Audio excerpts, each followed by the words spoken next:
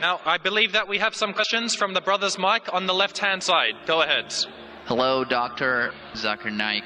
My name is Harris. I'm from Phoenix, Arizona, in the United States. I'm an entrepreneur and a marketing manager. Two of my friends in America have converted watching YouTube videos of you. One of them a Christian, one of them an atheist. One of my friends presented me with how to deal with an atheist DVD of yours, which I did watch. But that didn't answer my question. And I've asked this question to a lot of people with no satisfactory answers, a lot of intelligent people. Of all the scholars that I've ever watched on YouTube, in my opinion, you are the most rational, logical, easy to understand kind of scholar that I've ever come across in my life. And it is really important that this question is answered because I've never had a satisfactory answer for this question. My question is like a coin with two sides. The first side of it is this, and this is the question. I'm somewhere between an atheist and agnostic. I'm not sure where. God has created this entire universe, and the Quran speaks a lot about how it has taken so many days and mountains and this and that, and life is going to be a test and whatnot.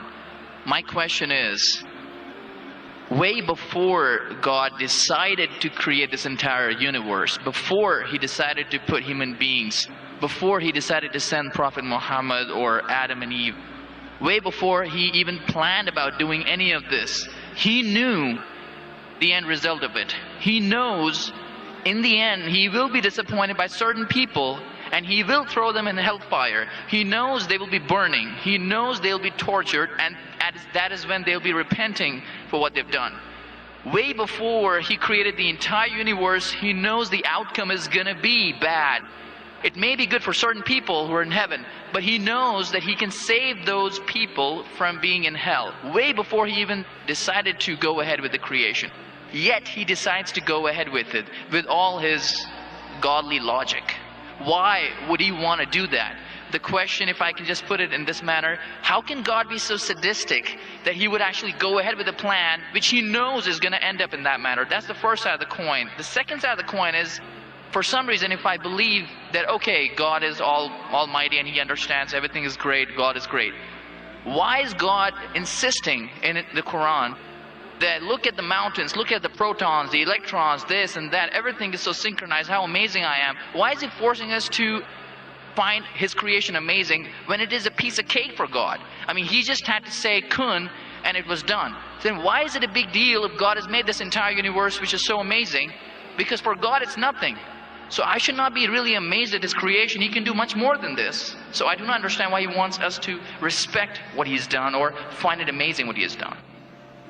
The brother asked a very good question and a very intellectual question. It's a very good question. And he has seen some of my tapes on YouTube, even of atheism. And this question that is troubling him, he hasn't got the answer to. The brother asked a question that Almighty God knows everything.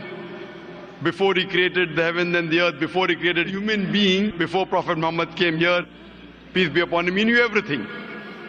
If he knew that some will go to heaven, majority will go to hell, so why did he create the human being? Isn't it sadistic? Is the basic question, correct? Right. Second question, I'll come to it later on. Brother told you that majority will go to hell. Well, even if one person is going, it doesn't make any sense. Even if one person goes to he could avoid that. Hell, he could have avoided that. I mean, he could avoid being disappointed. Of course. I'll reply.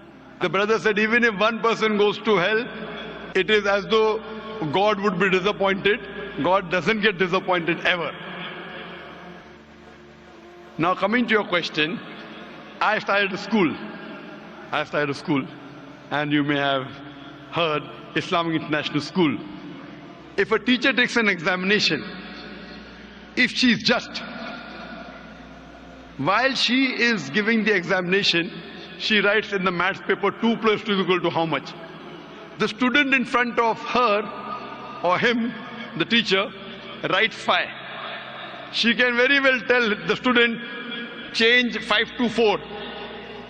Would it be just on the teacher during the test and examination to correct a student who's writing a wrong answer? Right, but if she has an option that the student doesn't need to do any of that and still No, just no, go no. ahead I'm and get the asking you a certificate, simple she doesn't have question. to. I'm asking you a simple question. The teacher has given the question paper. Right. All the students In were that informed about circumstance, it. you're right.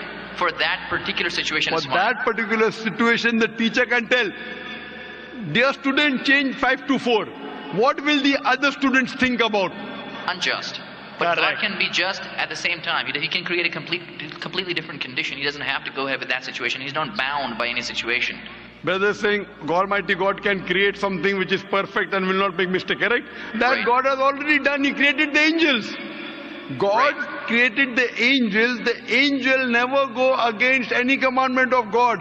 But human being is a better creation than angel. The angels have got no free will of their own. If you have heard my tapes, if you have not heard, I'll tell you now. The angels are a creation of Almighty God, but not the best creation. Almighty God created the human beings. The human beings have a free will to go against God or to follow God. If you have chosen to be a human being, if you disobey His commandments, you go to hell. If you obey His commandments, you're superior than the angel. Because the angel doesn't have a free will of his own, then he follows God. It's nothing great. The human beings are the better creation of Almighty God. Almighty God has given a free will. That's a different question that Almighty God knows. Because He has ilm ghaib, He has knowledge of the future. He is more superior. So He has created such a creation which has a free will. The fault is of human being, not God. No, but God has created us with that fault. And He knows He can Not avoid fault, that. not fault. It's not fault, brother. It is free will. Why is He giving us a free will when He knows He's going to eventually put these many people in hell? Why is He doing something? That is a different creation. Like, would you want to create something which can think on its own, or would Why you want would to? someone so compassionate can also Brother, be that's what sadistic I at the tell you. same time? What you want, God has already created an angel. I'm asking you, which is better? An angel following Almighty God or a human being following Almighty God? Which is better? For me, absolutely, if I get a second chance, I would want to be an angel. Why would I risk going to Second hell? chance, correct. That's why Almighty God says in Surah Araf, chapter number 7, verse number 172, Almighty God brought all the human beings from the loin of Adam and asked them, is there one God? All agreed. Almighty God says in Surah Hashar, chapter 59, verse number 21, if Almighty God revealed the Quran on the mountain would shudder down. Almighty God says in Surah Ahzab chapter 33 verse number 72, it is the human beings who were fools who said we want to be human beings. You and I were fools. Now you cannot backtrack. Once you said you want to appear for the test, once you read the test paper. Nobody asked me. That's They what- asked Adam and Eve. No, brother. Quran says every human being was asked. And then it is washed off. This memory is washed off. If the memory is away, the test. Almighty God says in the Quran, do you want to be a human being? If you become a human being, you can become superior to an angel or can get inferior. If you don't want to become a human being, just pass. Even for argument's Brother, sake, let me even in that please let condition. me complete. You ask the question. All right, go ahead. If you sorry. interject, how will I answer? Sure, go ahead. So Almighty God asked the human beings, and the Quran says, we human beings were fools, you and I both, were fools who opted for the test. Now once you undergo a test, if you follow the commandment after free will, you be superior to an angel. If you disobey Allah, you become inferior to an angel. We wanted to pass with distinction, you and I. You and I. You told, I don't remember. Of course you will not remember. And even I don't remember, but I believe in the Quran. On the day of judgment, Almighty God says, not a single human being will object to the justice of Allah. That will come to know on the day of judgment. Only thing we'll say, please give us one more chance. Almighty God will say it's too late. Because if He wants to give you a new chance, even I'll have to come back in the world again. Again, everyone. So those who failed, He can't get only the failures. So the Quran says no one will ever object on the justice of Allah. They will request Allah, give us one more chance. Almighty God will say too late. Almighty God gives us chances in this world itself. You make a mistake, Allah gives you a chance to repent. You repent, Allah forgives you. Again you make a mistake. Once you die, it's only one. So as far as the first question is concerned, why did God create? Because it's a better creation. Any logical person, including you, has to agree that a person who has the free will is a better creation than a person who has no free will. Only your question you don't remember is perfectly right. when you die, when you're resurrected, that time you and I will meet. Then you will say, I remember. Even I don't remember now. But I have faith in the Quran that Quran cannot be wrong, because scientifically, if you heard my lecture, 80% of the Quran is 100% matching with science. 20% is ambiguous, neither right, neither wrong. So my logic says when 80% is 100% correct and not even 0.1% of the 20% is wrong, so my logic says even this 20% would be right. I'm a scientific person, I'm a logical person. So I believe in the statement of the Quran that we chose. If you wouldn't have chosen, you could have questioned God. Why did you make me a human being? Then God would have been at fault. But God says in the Quran, He asked. The mountains were afraid. Everything else were afraid. We human beings opted for this. But do you remember being asked? I don't remember being asked. Brother, that question. if you heard my answer, even I don't remember. But if you remember, then where is the test? Imagine if a teacher teaches you something. Teacher teaches you something. Teacher gives you the book. The teacher has to take away the book for the test. If the teacher says, okay, take the book and answer, where is the test? Okay, but what? After the examination is over, you can go home and check or not. But even before the exam began, God knows the end Brother, result. listen to me. After the examination is over, can you go and check home or not in the textbook? Absolutely. But during the examination, can you check? No. So now the examination is going on, brother. Once it's over, you can check. If you tell teacher, I want to see the textbook, I don't remember. No. During the examination, you cannot refer to the textbook, it will be called cheating. Correct? So once the examination is over, if you don't remember, you tell God, what is this illogical? But Quran says not a single human being will object to the justice. Let the test go over. So today, I being a scientific person, I being a logical person, based on my knowledge of science, based on my logic, when I read the other scriptures and when I read the Quran, I find Quran is the only book, only religious scripture on the face of the earth which passes this test. So therefore I, being a scientific person, being a logical person, agree, okay, fine. This statement of the Quran also has to be right. I don't remember, that's the test. If I remember, where is the test? So that answers the first part of the question. First part, that saying that God was sadist. God is not sadist. For example, I start a medical college. I want the school students to go to medical. How many students who go to school enter the medical college? Just roughly, can you guess? Few, surely less than 5%. Less than maybe 1%. So why did you make a college where only 1% can enter? Fine, it is for selected few. So same way God made heaven, Jannah, Jannat-e-Firdaus. Everyone cannot go to Jannat-e-Firdaus. Why not? Sorry? Why not? Why can't everyone go to medical college? Because it's human capacity. If humans were capable of being able to put everyone in medical college, they would. That's the way we are made. The same way everyone cannot become a doctor. Only those who have the capacity. Same way everyone cannot go to Jannat-e-Firdaus, the high levels of paradise. We have to strive. God has given you capacity. If you don't follow His guidance, you cannot.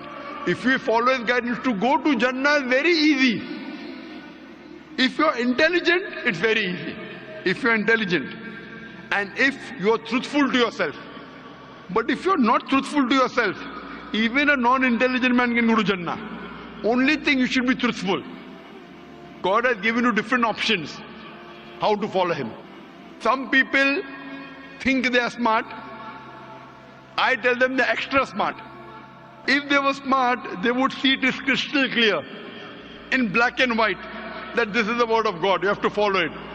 That's the reason Francis Bacon said, little knowledge of science makes you an atheist. In-depth knowledge of science makes you a believer in God. So I wouldn't say God is sadist. I said we were fools who opted to undergo the test. Not God. God gave you an option. What do you want to be? We chose. So we are responsible, not God. God is not a sadist. We are fools. That's what the Quran says. On the day of judgment, you will come to know, inshallah, you and I both. Inshallah, if I go to Jannah, inshallah, I'll pray to God, I'll thank God I was a good person, I choose to be a human being.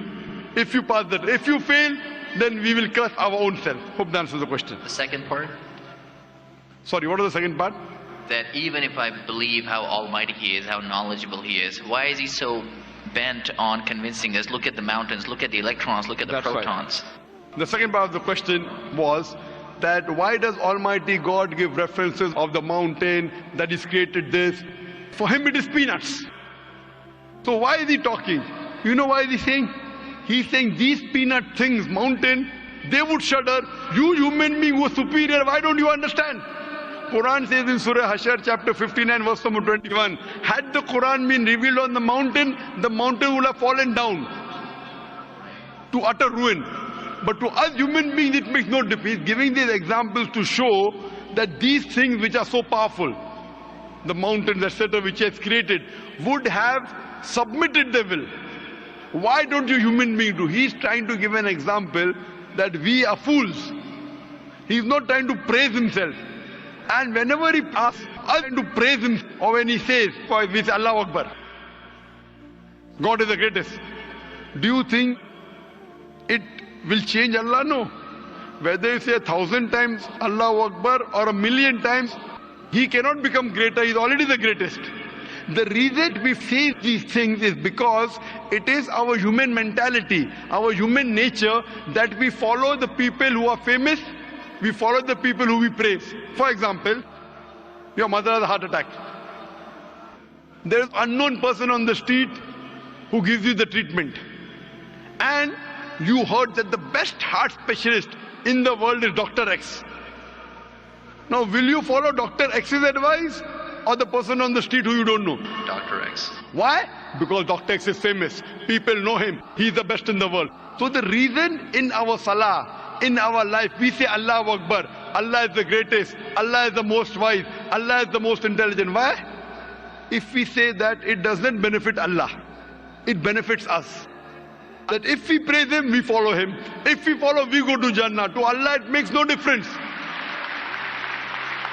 Therefore Allah says, will you not then believe? Will you not then understand? That means the Quran is revealed to the people for understanding. So He's giving this example not to make Himself great. He's already the greatest. Whether you say 1,000,000 times Allah is the greatest, it will not make a difference to Allah. He's telling it to you. Allah says in the Quran, Allah does not require you, you require Him. So when we praise Him, it is human psychology that the person you praise, person you talk great about, you tend to follow his advice. By following his advice, it will benefit you, it will not benefit him. He is already the greatest. He is already the merciful. So these are rules and regulations laid down. He is our creator. He knows our mindset. So the reason He speaks about this, then, such a best, like you are a student of science, correct? I am also a student of science. The moment I come to know, Allah mentioned these scientific facts which we came to know today, 50 years back, it increases my faith in Allah. Allah says in Surah Fusilat chapter 41 verse 53, Sanuri mayatina fil afaqi wa fi anfusihim hatta yatabayyana annahu al-haq. Soon we shall show them our signs in the furthest regions of the horizons and into their soul until it is clear to them that this is the truth. So Allah is giving these examples so that it benefits us. For Him, it makes no difference. It is benefiting us, so He is giving us a chance to follow Him so that we can go to heaven. Hope that answers the question, brother. I recognize His power and I understand He's amazing and all that He has done. But am I expected to be amazed at His achievements at creating this universe? Because for Him, it's like a 1-second job. Correct. Right? So for Him, which is 1-second job, when He tells you not to have alcohol, if you have alcohol, sure, but am I expected to be amazed at His creation? No, see, the thing is that He is not there to prove Himself better. If you believe that for Him it is peanuts, so will a person lie? No. So if He says don't have alcohol, you will not question Him. No. Don't have pork, you will not question Him. Yeah, but I'm not amazed at His creation because for Him it's nothing. Compared to us, it's amazing. For Him, it's nothing. Right. But compared to us, a person who can create the universe, when He tells me not to have alcohol, I immediately follow. Sure, I don't mind following Him, but do I have to be amazed at His creation, as is said in the Quran? See, as you asked me the question, should I be amazed at the creation?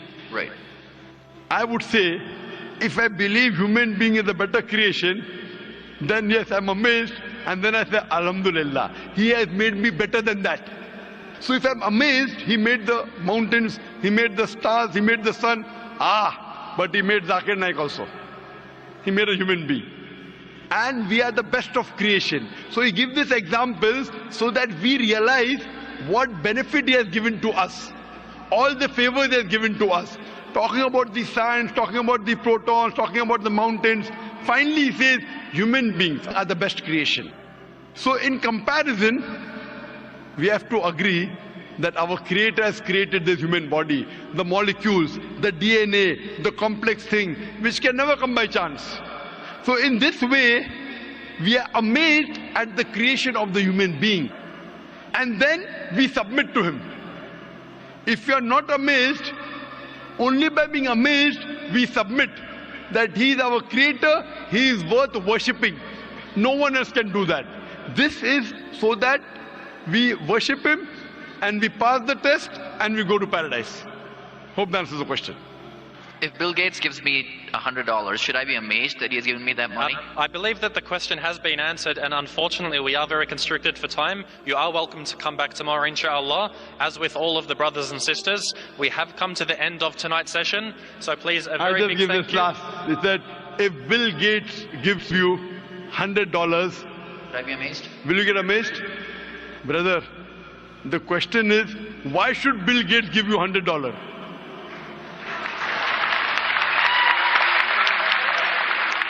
If you tell me a Tom, Dick and Harry gives you $100, nothing to be amazed.